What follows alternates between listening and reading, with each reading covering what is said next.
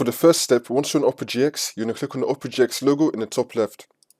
And now you're going to click on Settings. And then once you're on this, you're going to scroll down till you get to the GX Basics tab. And now you're going to click on Keyboard Sounds. And now this will come up.